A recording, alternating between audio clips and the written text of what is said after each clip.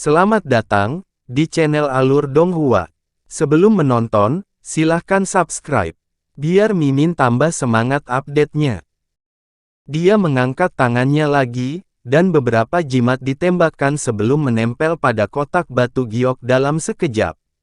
Kekuatan pembatas yang kuat langsung menyelimuti seluruh kotak, dan dia mengayunkan lengan bajunya ke udara sekali lagi untuk mengeluarkan semburan cahaya biru. Kotak batu giok langsung menghilang dalam cahaya biru, yang telah disimpan oleh Han Li. Dari saat benang pedang dilepaskan hingga kotak batu giok disimpan, hanya sekejap telah berlalu, dan hanya setelah mengamankan bunga roh, Han Li menghela nafas lega saat ekspresinya sedikit berkurang.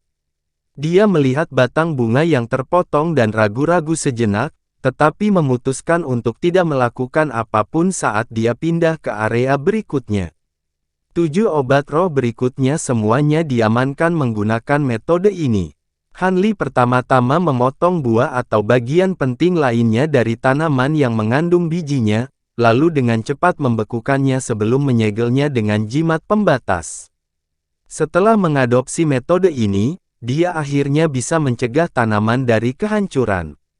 Bahkan jika bagian-bagian itu juga memiliki beberapa batasan yang dibuat di dalamnya, selama dia dapat mencegah batasan tersebut untuk saat ini, dia dapat mengambilnya kembali untuk pemeriksaan lebih lanjut di masa mendatang. Dia yakin selama dia punya cukup waktu, dia akan bisa perlahan-lahan membatalkan batasan itu. Namun, dia masih menemui banyak masalah ketika mencapai jenis obat roh terakhir, yaitu polong biji teratai perak yang mengambang di tengah mata air. Saat benang pedang mengenai batang biji polong, yang setebal jari, bola cahaya perak yang menyilaukan tiba-tiba meledak, dan benang pedang itu ditolak sementara biji teratai tetap tidak bergerak sama sekali. Han Li goyah saat melihat ini. Dia dengan hati-hati memeriksa kantong biji perak yang berkilauan berkali-kali dengan alis berkerut sebelum menjentikkan 10 jarinya ke arahnya secara berurutan. 10 benang biru melesat di udara sebelum tiba-tiba menyatu menjadi satu, membentuk seberkas cahaya biru tembus pandang yang menghantam batang biji polong, hanya untuk hal yang sama terjadi lagi. Cahaya perak menyilaukan dilepaskan oleh seluruh biji polong, dan cahaya biru benar-benar hancur menjadi kehampaan. Kelopak mata Han Li berkedut keras saat melihat ini. Benda roh luar biasa seperti apa yang dimiliki oleh polong biji teratai perak ini. Benang pedang yang dibentuk oleh pedang awan bambu begitu tajam sehingga bahkan rata-rata tahap integrasi tubuh tidak akan berani membiarkan menyerang tubuh mereka, namun tanaman roh ini tidak hanya mampu mengusir benang pedang, itu bahkan mampu membalas dan menghancurkan, ini sungguh luar biasa. Tatapan Han Li dengan cepat menjelajahi seluruh biji polong sebelum dengan cepat beralih ke mata air tempat biji teratai mengapung. Mata air ini jelas bukan mata air roh biasa, tidak hanya air di dalamnya sangat jernih dan murni, ada juga gumpalan samar ki spiritual putih yang terus-menerus mengambang darinya. Di dasar mata air, ada beberapa akar teratai yang panjangnya kira-kira sama dengan lengan anak kecil. Akar teratai juga berwarna perak berkilauan, dan tampak benar-benar bersih dan murni. Han Li memfokuskan pandangannya pada akar teratai untuk menemukan bahwa kumisnya yang lebih halus berwarna putih bersih seperti batu giok, dan tidak menggali ke dalam lumpur di bawah. Sebaliknya, mereka meringkuk menjadi bola dan mengambang di samping biji polong seperti bola kabut perak. Penemuan ini cukup meyakinkan bagi Han Li, dan ekspresinya sedikit berubah saat dia merenung lagi. Namun, kali ini dia tidak berpikir terlalu lama sebelum memutuskan untuk mencoba lagi. Dia membalik tangan, dan botol giok biru yang tingginya sekitar 1 kaki muncul di atas telapak tangannya. Dia melemparkan botol itu ke tengah mata air, dan botol itu melayang di udara. Dia kemudian mengayunkan selongsong ke udara, dan selusin lebih bendera formasi dengan warna berbeda melesat sebelum menghilang ke area yang mengelilingi pusat mata air. Setelah itu, dia membuat segel tangan sebelum mengucapkan kata, segel. Selusin pilar cahaya dengan warna berbeda meletus ke udara, dan masing-masing pilar tingginya mencapai beberapa puluh kaki. Setiap pilar berkilauan dengan cahaya spiritual, dan ada rune samar yang terus melayang di sekitar. Ini jelas bukan formasi biasa. Han Li mengangkat kedua tangannya saat melihat ini, lalu menjentikkan satu segel mantra ke udara satu demi satu. Bintik cahaya biru yang tak terhitung jumlahnya tiba-tiba muncul di udara dalam radius beberapa puluh kaki, dan semburan ki spiritual atribut air yang kaya langsung memenuhi seluruh formasi. Pegas roh di bawah sepertinya juga merasakan sesuatu, dan lapisan riak melonjak di sepanjang permukaan Pegas, seolah beresonansi. Riak-riaknya sangat redup, namun itu jelas merupakan perbedaan yang nyata dibandingkan dengan permukaan air yang masih seperti cermin. Cahaya dingin melintas di mata Han Li, dan dia menangis pelan sebelum mengarahkan jarinya ke botol batu giok yang melayang di udara. Botol batu giok itu langsung terbalik sebelum mengeluarkan semburan cahaya biru. Semua pilar cahaya di sekitarnya kemudian mengeluarkan suara berdengung serempak, dan fluktuasi pembatasan segera meledak. Detik berikutnya, semua titik cahaya di udara melonjak ke arah cahaya biru untuk menopangnya, dan cahaya biru membanjiri seluruh Pegas. Ledakan yang menghancurkan bumi meletus, dan seluruh mata air bergetar saat air di dalamnya tiba-tiba menjadi jauh lebih bergolak. Mata air menyapu dalam hiruk-pikuk dan mulai berputar di sekitar biji teratai perak, langsung membentuk pusaran yang memiliki diameter sekitar 10 kaki. Gelombang turbulen langsung menyapu polong biji teratai perak, dan Han Li mulai menjentikkan segel mantra di udara dengan urgensi yang lebih besar saat melihat ini. Pada saat yang sama, dia mulai melantunkan sesuatu, dan biji teratai segera diselimuti oleh mata air yang berputar, yang kemudian berubah menjadi naga air di tengah semburan cahaya biru. Setelah itu, naga air ini mulai menyusut dan tersedot ke dalam botol giok biru secara keseluruhan.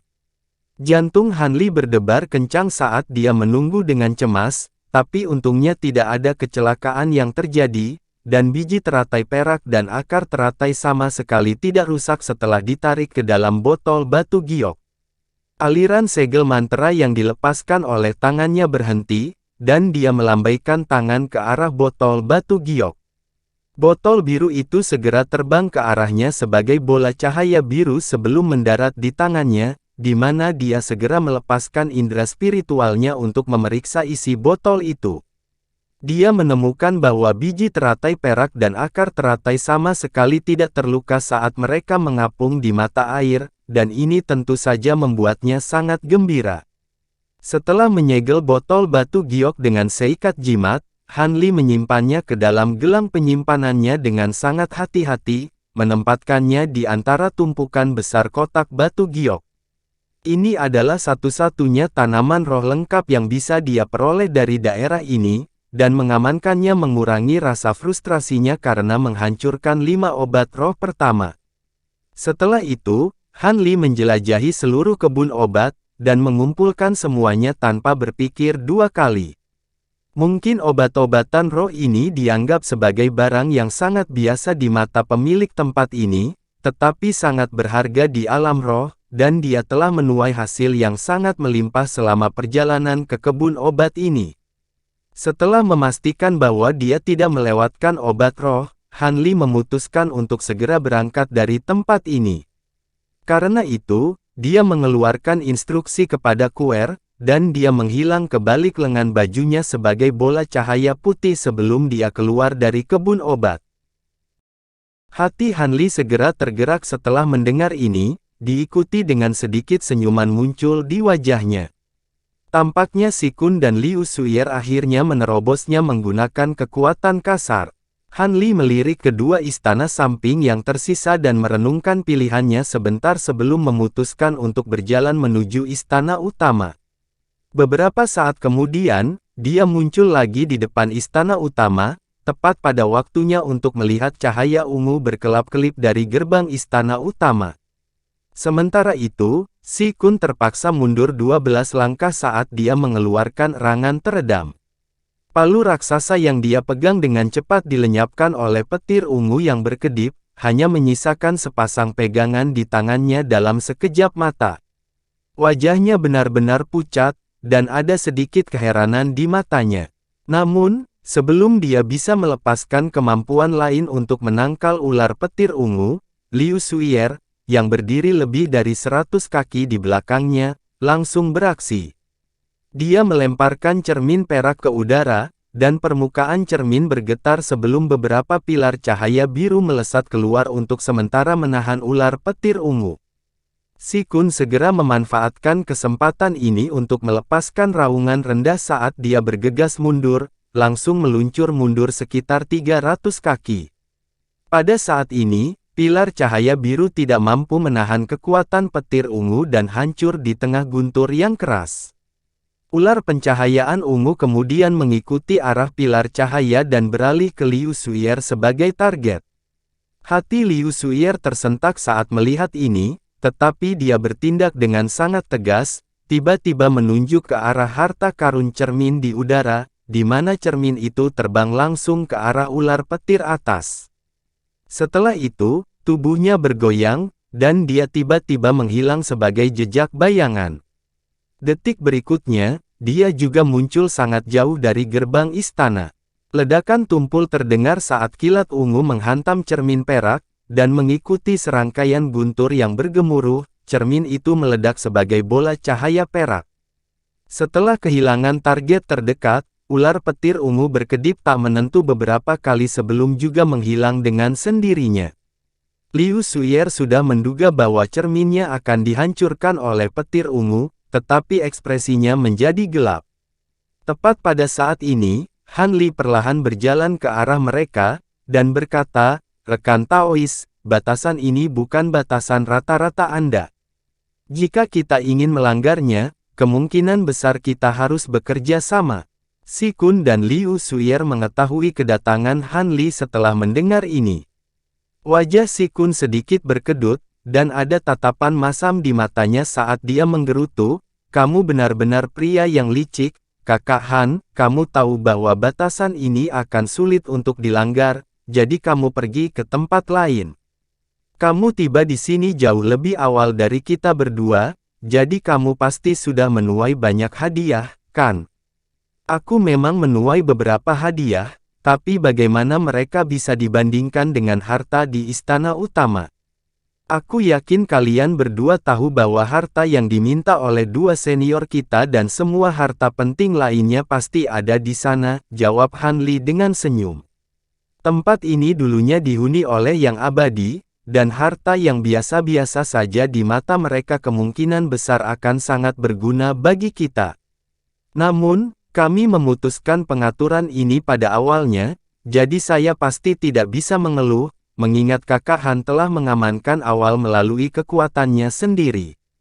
Selain itu, pasti tidak ada cukup waktu bagi Kakak Han untuk menjelajahi seluruh tempat ini, jadi pasti ada lebih banyak hadiah yang tersisa untuk dipetik." Rekan Taoisi dan saya bukan tanpa peluang, Liu Suier terkekeh, dan tidak terganggu. Han Li telah mendahului.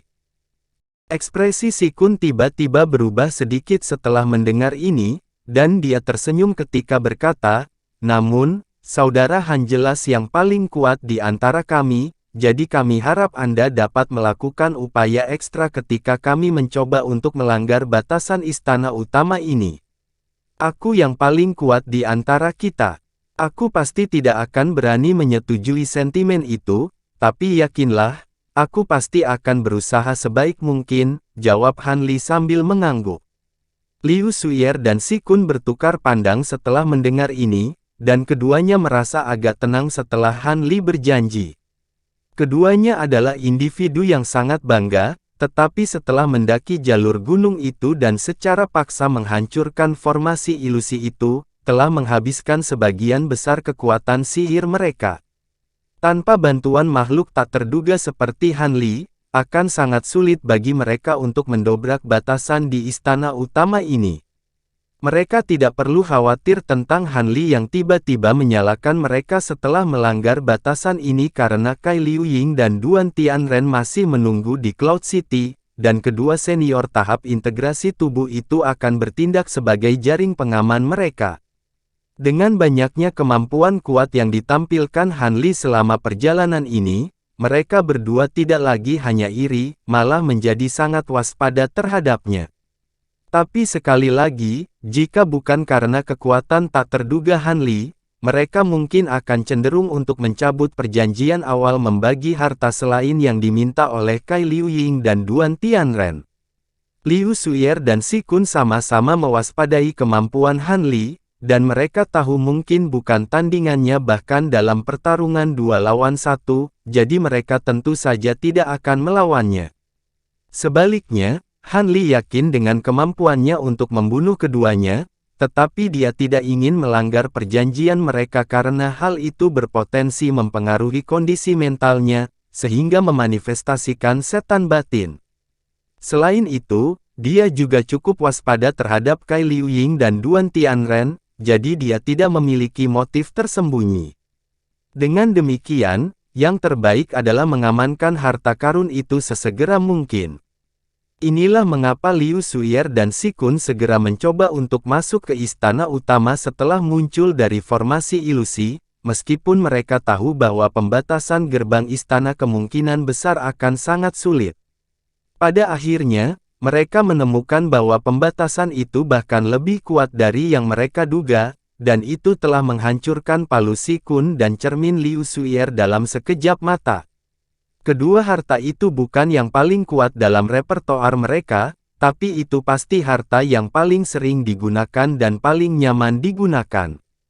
Karena itu, mereka berdua secara alami merasa sangat sedih karena harta karun itu telah dihancurkan dengan sia-sia. Aku tidak keberatan mengeluarkan lebih banyak upaya untuk memecahkan formasi ini, tapi aku yakin senior Cai dan senior Duan pasti sudah menyiapkan banyak harta untuk kalian berdua untuk mengatasi potensi pembatasan yang mungkin kamu temui, untuk menghemat waktu dan kekuatan sihir. Jadi jika kalian berdua memiliki harta khusus, maka aku menyarankan kalian untuk mengeluarkannya sekarang, kata Hanli dengan serius. Si Kun dan Liu Suyer sama-sama goyah sesaat setelah mendengar ini. Tentu saja, Kakak Han. Melihat kamu telah menyampaikan maksudmu dengan sangat jelas, aku juga tidak akan menahan diri. Aku memiliki seperangkat harta yang cukup efektif dalam hal melanggar batasan, dan aku akan melakukannya pastikan untuk membantumu dengan seluruh kekuatanku, Liu Suyer meyakinkan sambil tersenyum. Setelah ragu-ragu sejenak, Si Kun juga menimpali, aku juga tidak keberatan. Semakin cepat kita mengamankan harta ini, semakin cepat kita bisa berpisah. Aku masih berharap menemukan tempat yang bagus untuk pergi ke pengasingan sehingga saya bisa menembus hambatan saya. Karena itu, saya juga akan menggunakan jimat pemecah batasan yang telah diberikan tuan saya kepada saya. Ekspresi puas muncul di wajah Hanli setelah mendengar ini, dan dia tidak mengatakan apa-apa lagi saat dia berjalan menuju gerbang istana. Liu Suyer dan Si Kun mengikuti di belakangnya, satu di sebelah kirinya, dan yang lainnya di sebelah kanannya. Ketiganya berhenti lebih dari 100 kaki dari gerbang. Hanli mengalihkan pandangannya ke arah gerbang sebelum menarik napas dalam-dalam. Mengikuti pengalamannya dalam memecahkan formasi di kebun obat, dia telah mengembangkan tingkat kepercayaan tertentu untuk mengatasi petir ungu di sini. Di hadapan petir ungu yang kuat, cukup jelas bahwa orang pertama yang menyerang gerbang adalah orang yang menanggung beban kekuatan pembalasan pembatasan. Selama dia bisa menahan pembalasan ini, akan jauh lebih mudah bagi mereka bertiga untuk melanggar larangan itu. Dengan mengingat hal itu, ki hitam mulai muncul dari tubuhnya, dan setelan armor iblis surgawinya muncul kembali. Lapisan rune hitam muncul di sekitar baju Zirah, langsung menyembunyikan sebagian besar tubuhnya. Dia kemudian melepaskan teriakan panjang, dan cahaya keemasan cemerlang memancar di sekelilingnya saat proyeksi emas dengan 3 kepala dan 6 tangan muncul di belakangnya. Hanli membuat segel tangan, dan cahaya keemasan mulai berputar di sekitar tubuh proyeksi. Pada saat yang sama, permukaan proyeksi menjadi sangat terang, seolah-olah lapisan cat emas tiba-tiba diaplikasikan padanya. Itu tubuh emas. Liu Suyer segera mengidentifikasi sifat proyeksi saat ekspresi terkejut muncul di wajahnya. Ekspresi Si Kun juga berubah menjadi cermin miliknya setelah mendengar kata-kata tertegunnya. Banyak seni kultivasi bermutu tinggi dapat memanifestasikan proyeksi ketika diolah sampai tingkat tertentu, tetapi sangat jarang proyeksi diolah menjadi tubuh emas. Tidak hanya karena seni kultivasi yang relevan sangat langka, bahan yang dibutuhkan untuk mewujudkan tubuh emas selalu sangat langka dan sulit dikumpulkan. Jika bukan karena Han Li sangat beruntung dan mendapatkan beberapa bahan utama secara berurutan, dia tidak akan mampu mencapai ini. Karena itu, Liu Suyer dan Si Kun sama-sama tercengang, dan mereka melihat dengan napas tertahan saat menunggu Han Li memimpin. Setelah itu, Han Li membalik tangan, dan sebuah gunung hitam mini muncul di atas telapak tangannya sebelum terlempar ke udara. Cahaya abu-abu melintas dari gunung, dan tiba-tiba membengkak menjadi lebih dari 100 kaki sebelum menabrak dengan kejam ke gerbang istana. Ledakan gemuruh yang keras terdengar, dan setelah gunung menabrak gerbang, busur petir ungu yang tak terhitung jumlahnya meletus sebelum terjalin untuk membentuk jaring petir. Bahkan dengan berat yang luar biasa dari Extreme Essence Fuse Mountain, ia dihentikan oleh jaring petir dan tidak dapat maju lebih jauh. Hampir pada saat yang sama, petir menggelegar terdengar, dan beberapa ular petir meletus dari gerbang sebelum meluncur ke arah Han Li. Ekspresi Han Li sama sekali tidak berubah saat melihat ini, dan dia hanya menyipitkan matanya sedikit saat cahaya keemasan melintas di depannya. Tubuh emasnya tiba-tiba muncul di depannya, dan keenam lengannya kabur saat dia melambaikan tangan emasnya yang berkilauan di udara sekaligus untuk melawan ular petir ungu. Cahaya keemasan dan ungu menyala, dan tangan emas itu tetap utuh tanpa cedera. Mereka kemudian meraih ular petir ungu secara serempak, hanya untuk busur petir ungu yang lebih banyak meletus dari pintu di saat berikutnya. Namun, busur petir itu juga ditangkap oleh tubuh emas, dan Liu Suyer serta Si Kun sama-sama tercengang dan gembira melihat ini. Keduanya saling melirik sebelum mengambil kesempatan ini untuk menyerang. Si Kun membuka mulutnya untuk mengeluarkan jimat perak yang berkilauan, yang berubah menjadi bola cahaya perak yang melesat ke arah gerbang istana. Sementara itu, Liu Suyer mengayunkan selongsongnya ke udara, dan 3 tombak emas pendek yang berkilauan langsung ditembakkan sekaligus sebelum juga meluncur ke arah gerbang di tengah suara jeritan yang aneh. Bola cahaya perak dan 3 garis cahaya keemasan menghantam petir ungu di gerbang istana hampir pada waktu yang bersamaan, dan cahaya spiritual menyala saat jimat perak menghilang ke dalam petir. Sebaliknya, 3 seberkas cahaya keemasan menghantam gerbang istana di tengah ledakan yang menggema, dan ketiga tombak emas terungkap telah menyematkan erat-erat ke jaring petir ungu dalam formasi segitiga. Petir gemuruh dari jaring petir langsung surut, dan sebagian besar kekuatannya diserap oleh 3 tombak emas, sehingga secara signifikan mengurangi efeknya. Pada saat ini, Si Kun mulai melantunkan sesuatu sebelum mengarahkan jarinya ke gerbang dengan ekspresi serius di wajahnya. Suara gedebuk teredam, dan cahaya putih melintas di depan teratai cahaya murni yang seputih salju tiba-tiba mekar di gerbang istana. Awalnya, ukurannya hanya seukuran kepalan tangan manusia, namun di saat berikutnya, membengkak hingga sebesar kepala manusia. Busur ungu petir dari gerbang istana masih berkedip keras, tapi tidak bisa berbuat apa-apa pada bunga roh ilusi dan tidak berdaya untuk menghentikan pertumbuhannya. Pada akhirnya, hampir setengah dari seluruh gerbang istana diselimuti proyeksi teratai putih. Meledak. Tatapan ganas muncul di wajah Si Kun saat dia mengucapkan satu segel mantra terakhir, dan proyeksi teratai cahaya segera bergetar sebelum meledak. Bola cahaya putih yang menyerupai matahari yang bersinar muncul di gerbang istana, dan cahaya putih langsung membanjiri seluruh gerbang bersama dengan jaring petir ungu. Ketika cahaya putih akhirnya menghilang, gerbang istana muncul kembali, dan terungkap bahwa sekarang ada lekukan kawah yang tak terhitung jumlahnya di permukaannya. Gerbang itu dalam kondisi yang sangat menyedihkan, tetapi belum sepenuhnya hancur, dan ketika cahaya ungu melintas di permukaannya, ia dengan cepat mulai generasi. Namun, semua busur petir ungu telah musnah, dan gunung ekstrim yang menyatu dengan esensi ekstrim bebas lagi. Han Li segera mengambil keuntungan dari ini, dan gunung esensi ekstrim tiba-tiba berputar sebelum melepaskan semburan cahaya putih keabu-abuan, kemudian membengkak secara drastis menjadi sekitar 2 kali ukuran aslinya sebelum menabrak gerbang istana sekali lagi. Pada kesempatan ini, tidak ada yang menghalangi, dan gunung hitam menghantam gerbang istana di tengah ledakan yang memekakkan telinga. Karena kekuatan pembatasan telah sangat dilemahkan, gerbang istana akhirnya dihancurkan oleh kekuatan besar di belakang gunung ekstrim yang menyatu dengan esens. Dengan demikian, gunung hitam itu terbang langsung ke istana utama, dan Han Li sangat gembira melihat ini. Dia mengayunkan lengan baju ke udara, dan proyeksi tubuh emas di depannya tiba-tiba menghilang. Baik Liu Suyer dan Si Kun kemudian bergegas maju dari belakangnya dalam upaya untuk memasuki istana terlebih dahulu, dan keduanya secara bersamaan muncul di pintu masuk istana dengan cara seperti hantu setelah hanya beberapa kilatan. Setelah itu, mereka berhenti di tempat sebelum melihat ke depan dengan ekspresi aneh di wajah mereka.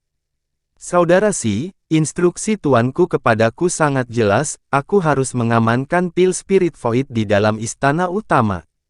Adapun yang lainnya, kamu dapat memilih harta yang ditetapkan Senior Duan, kata Liu Suyer setelah jeda singkat.